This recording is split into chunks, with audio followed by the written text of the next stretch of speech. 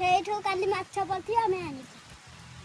ସକାଳ ଘରକୁ ମୁଁ ଏତେବେଳେ ଆଗେ ଖାଇନି, ତଳି ରୋଇକି ଆସିଲି, ତଳି ରୋଇକି ଆସି ସାବୁନ ଏଇଠି ଥିଲା ଯେ ମାଛ ଏଇ ଜାଗା କେତେବେଳେ ଆସନ୍ତି ପାଣି ଭିତରେ ଖାଇବ ବୋଲି ସାବୁନ। ନମସ୍କାର ସାଙ୍ଗମାନେ, ମୁଁ ଆପଣଙ୍କ ରଞ୍ଜିତା। ମୁଁ ଆଜି ସପ୍ତାହ ସାର୍ଟ ପ୍ୟାଣ୍ଟ ଆଣିଛି ସଫା କରିବାକୁ। ଆଉ ଆମର ମାନେ ମୁଁ ଯାଉଛି ହାରି ମୂଲ୍ୟରେ ରୋଇବାକୁ ବୋଲିକା, ମୂଲ୍ୟରେ ରୋଇ ଯାଉଛି ହାରି ବୋଲିକା ଆମ ଘରେ ପିଲାଙ୍କର ସାର୍ଟ ପ୍ୟାଣ୍ଟ ସବୁ ପଡ଼ିଛି। ଆଉ ସବୁ ଏଗୁରା ଆଣିଛି ହାରି ସଫାସୁଫି କରିବାକୁ। ଆଜି ମୁଁ ବହୁତ ପରିଶ୍ରମ କଲିଣି। ମୋ ଭଳିଆ ପରିଶ୍ରମ କେହି କରିନଥିବେ।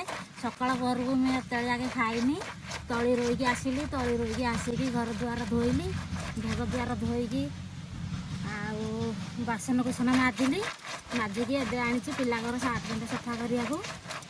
ଆଉ ପିଲାଙ୍କର ସାର୍ଟ ପ୍ୟାଣ୍ଟ ସଫା କରିକି ଗାଧେଇକି ଗଲେ ଯାଇକି ଖାଇବି। ଆସିକି ହେଲାଣି 5ଟା। ମୋ ଭଳିଆ କେଉଁ ସାଙ୍ଗମାନେ ଏତେ ପରିଶ୍ରମ କରୁଛ କମେଣ୍ଟରେ ଜଣେଇବ। ଏତିକି ପରିଶ୍ରମ ଯଦି ମୁଁ ଆମ ଘରେ କରିଥାନ୍ତି ମୋ ବୋଉ ହାହାକାର କରିଥାନ୍ତା। କେଉଁ ସାଙ୍ଗମାନେ ବାପା ଘରେ ଢିଲା ହେଇକି ଶାଶୁ ଘରେ ଏତେ କାମ କରୁଛ କମେଣ୍ଟରେ କୁହ। କେବେ କହିବନି ଯେ ମୁଁ ବଡ଼ ହେଇଯିବି ବେଗି। ଏ ସବୁବେଳେ ଛୋଟିଆ ହେଇକି ରୁହନ୍ତୁ, ଆଉ ବାପା ମାଆଙ୍କର ଗେଲ ଅସର ହେଇକି ରୁହନ୍ତୁ। ଶାଶୁଘରକୁ ଗଲେ ବହୁତ କଷ୍ଟ। ମୋ ଭଳିଆ କଷ୍ଟ କେଉଁ ସାଙ୍ଗମାନଙ୍କୁ ନ ମିଳୁ। ମୋତେ ଯେତେ ଭଳିଆ କଷ୍ଟ ମିଳୁଛି କେଉଁ ସାଙ୍ଗକୁ ଯେମିତି ନ ମିଳୁ। ମୁଁ ଭଗବାନଙ୍କୁ ପ୍ରାର୍ଥନା କରୁଛି ଯେ କେଉଁ ସାଙ୍ଗକୁ ଯେମିତି ଏମିତିଆ କଷ୍ଟ ନ ମିଳୁ।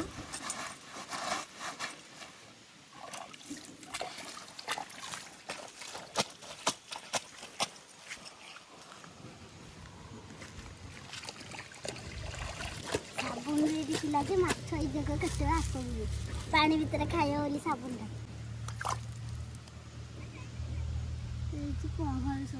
ଆସିମା ମାଛ ଧରୁଛି ପୋଖରୀକି ଆସିକି, ମୋ ସାଥିରେ ଟିକେ ହେଲ୍ପ କରୁନି। ସେ ଖାଲି ମାଛ ଧରିବାକୁ ହେଉଛି। ଜିଇଁଥିଆ ମାଛ ମୁଁ ରଖିବି ବଡ଼ ହେଲା ଆଉ ବାକି ଆମ ପୁଅ ମାରିଦବ। ସେଇଠି ଚାପ ଭରୁଛି, ଏଇଠି ମାଛ ଆସୁଥିବେ। ମୋ ପୁଅର ପ୍ୟାଣ୍ଟ ସାର୍ଟ ସଫା ସରିଲା। ଏବେ ମୋ ଭଣଜାର ପ୍ୟାଣ୍ଟ ସାର୍ଟ ସଫା କରୁଛି। ଆଉ କେଉଁ ସାଙ୍ଗମାନେ ଏତେ କାମ କରୁଛ କମେଣ୍ଟରେ କୁହ।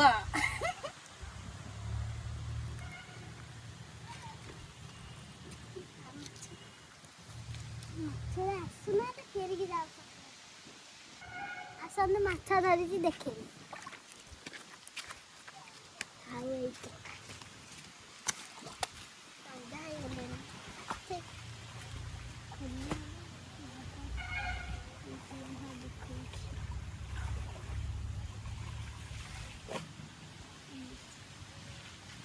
ଏଇଟାକୁ ମାଛ ଧୋଇଦେଇ ଧୁଆଧୁଇ କରିକି ଥୋଇ ଦେଇଛି।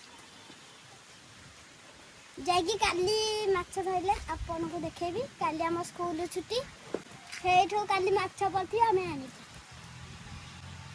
ଘରେ ଗଲା କୁନ ତାକୁ ପୋଡ଼ିକି ଖାଇବି, ନହେଲେ ଭାଜିକି।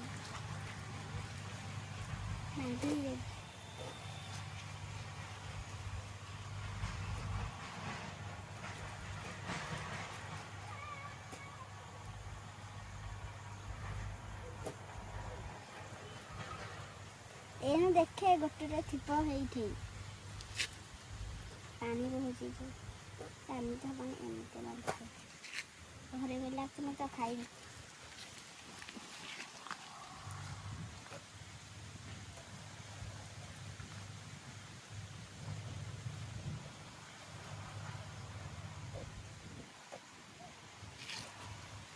ଯାଉଛି ଆଉ ମାଛ ଧରିବି। ଏଇ ତ କେତେ ମାଛ ଥିଲେ। ଛୋଟ ମାଛ ନା ବଡ଼ ମାଛକୁ ରାଖି ଆସନ୍ତି, ଏଇଟା ନେବେ।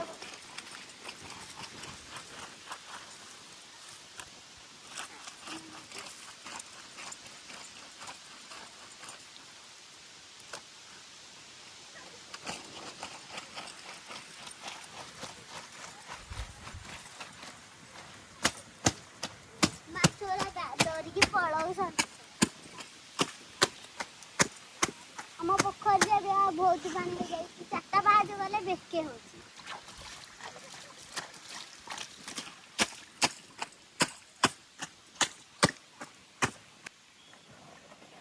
ଆମ ଭିଡ଼ିଓ ଯଦି ଭଲ ଲାଗୁଥିବ ଲାଇକ୍ କରନ୍ତୁ ଆଉ ସବସ୍କ୍ରାଇବ୍ କରନ୍ତୁ। ରହିଲି, ଜୟ ଜଗନ୍ନାଥ।